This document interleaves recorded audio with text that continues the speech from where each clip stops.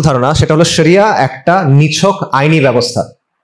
এটা আমাদের অনেকের ধারণা আছে যে শরিয়া হলো একটা অনেকগুলো বিধিনিষেধ, অনেকগুলো রুলস অ্যান্ড রেগুলেশনস এর কম্পাইলেশন, অনেকগুলো নিয়ম, এটা অনেকগুলো আইন, এটা একটা পেনাল কোডের মতো। ব্যাপারটা এরকম না। শরিয়ার মধ্যে অবশ্যই বিধিনিষেধ, হুকুম, আহকাম, আইন আছে, কিন্তু এটা শরিয়ার একমাত্র অংশ না। ঠিক আছে? শরিয়া একটা সামগ্রিকভাবে একটা মরাল, এথিক্যাল, লিগ্যাল সিস্টেম, যেটা আল্লাহর পক্ষ থেকে আমাদেরকে পাঠানো হয়েছে। এবং এই সিস্টেমটা কেন পাঠানো হয়েছে?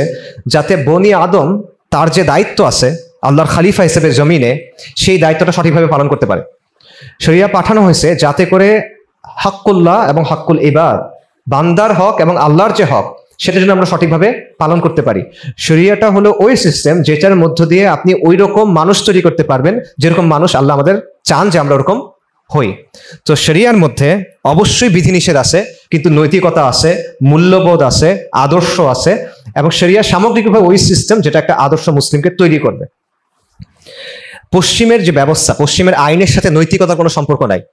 দেখবেন যে একটা জিনিস বৈধ হতে পারে কিন্তু সেটা অনৈতিক হতে পারে, রাইট? একটা জিনিস নৈতিক হতে পারে, সেটা অবৈধ হতে পারে।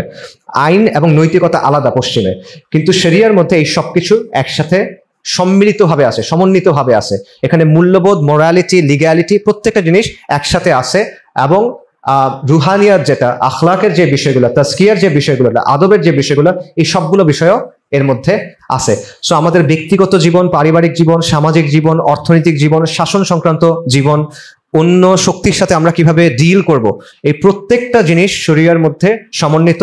এবং এর সামগ্রিক উদ্দেশ্য হলো যে তাকওয়ার প্রতিফলন, তাকওয়ার প্রতিষ্ঠা সমাজের মধ্যে, শাসনের মধ্যে, ব্যক্তির মধ্যে। কাজেই শরিয়া শুধুমাত্র একটা আইনি ব্যবস্থা না, এটা শুধুমাত্র একটা পেনাল কোড টাইপের কোনো কিছু না।